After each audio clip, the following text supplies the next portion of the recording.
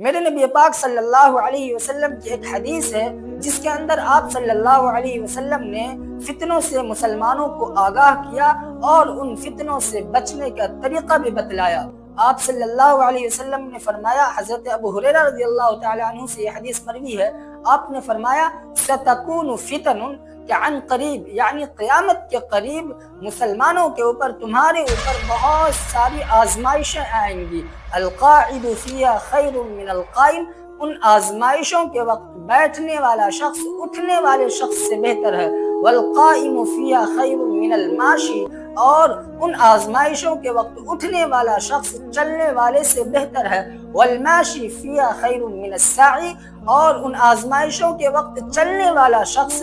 دوڑنے والے شخص سے بہتر ہے۔ من تشرف لہا فیستشرف، کہ جو شخص ان آزمائشوں کو قریب سے دیکھنے کی کوشش کرے گا، ان آزمائشوں کے قریب جائے گا تو وہ ان آزمائشوں میں پڑ جائے گا، وہ اس فتنے میں مبتلا ہو جائے گا۔ فمن وجد ملجأ او معاذا فلیعذ بہ، تو جس شخص کو کہیں پناہ گاہ یا کوئی ٹھکانہ ملے، بچنے کی جگہ ملے، اپنی حفاظت کرنے کا مقام ملے، تو چاہیے کہ وہ اپنی حفاظت کرے، وہ اپنی پناہ گاہ میں جا کے اپنی حفاظت کرنے کی کوشش